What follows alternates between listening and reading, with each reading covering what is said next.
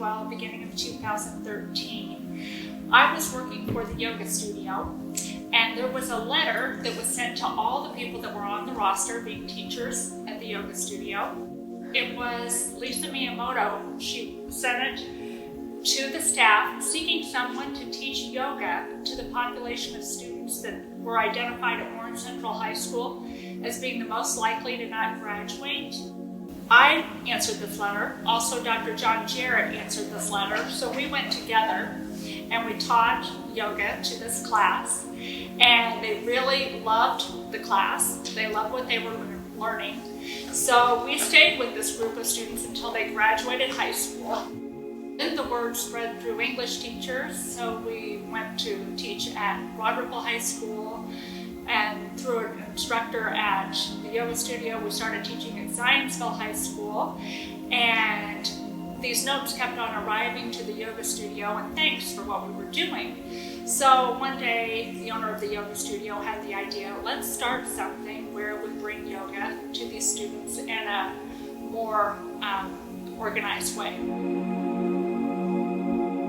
I absolutely love teaching in schools and being right here with the youth. I have seen them already kind of transform, and it's been a little bit difficult in the beginning. Some of them just weren't really sure what to think about yoga, and just kind of had to ease into it.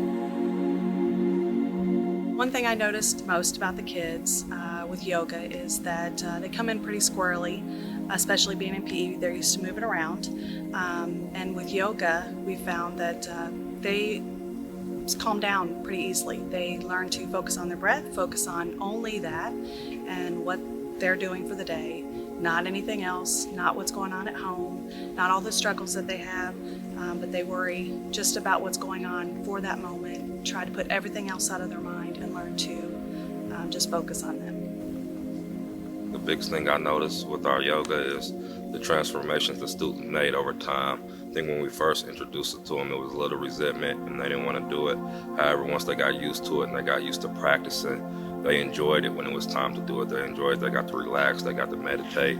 They got to let their bodies rest. Also, coming from a coach's perspective, I know a lot of professional athletes are starting to utilize yoga. And I coach freshman basketball here, and my guys see Miles Turners and other people like that doing it, so they're intrigued and they got them to want to do it, and now they practice it also because they believe it helps them with their game. We're noticing through our assessments and surveys that there's a reduction in their anger and in their aggressiveness after they've participated in our program. The students also get a unique kind of self-confidence. It's called self-efficacy, and that is greatly increased through our program, where they believe in themselves, that they can attain and achieve whatever goal they set for themselves.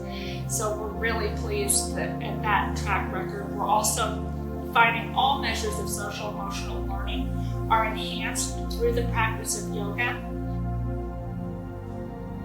It makes it easier for me to focus during the day and like brightens up my mood and everything. Like I can come in and be mad and then I'll leave and I'll be like happier and upbeat and ready to like have fun.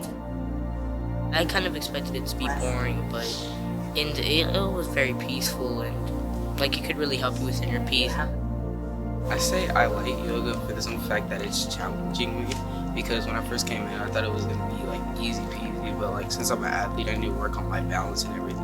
So yoga helps me with that, and I'm glad the school brought it. It's been really neat to see the evolution of the students' focus and their ability to pay attention and realize and relate the components and qualities of yoga that they see on their mat in the classroom, and how that affects them as athletes and students in the work that they do. I think Indy Yoga Movement is really powerful in planting these seeds of mindfulness early, that if we keep reminding our youth that what they do with intention and deep focus and attention really creates a sacred space for them to take into the rest of their lives, it allows them to kind of see what's possible, that the yoga practice is, you know, this example of obstacles in our lives, and that they can overcome any obstacle that's in front of them. As the program grows, I'm always in awe of the emails that we get, that we've got one more place that wants to participate, and we're looking for more teachers and to really invest into the programs. We do rely on that support outside of here, so we're grateful for everyone that pitches in any way, whether that's volunteering their time, donating, that it ultimately is what fuels this and allows us to broaden our wingspan, our spans of who we reach. And the more youth that we're reaching out to, a more mindfulness collective that we're creating is a broader, healthier, more connected future for this planet, for its people.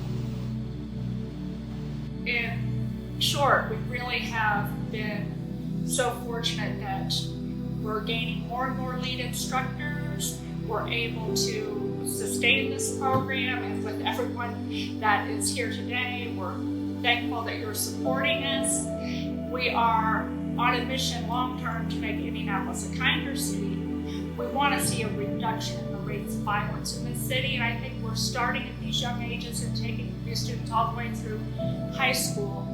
We will gain more and more traction on that end goal. So we're really pleased that you've come here and spent this time with us today.